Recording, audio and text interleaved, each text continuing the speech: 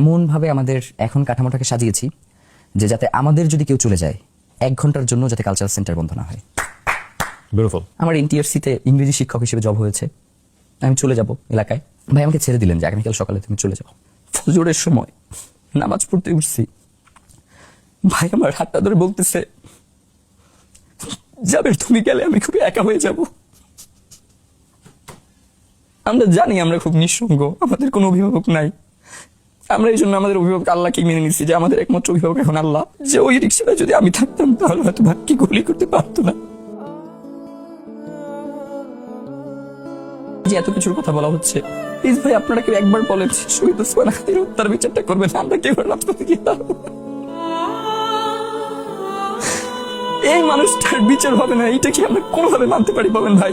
তিনি তো ইলেকশনটাই করতে চাইছিলেন।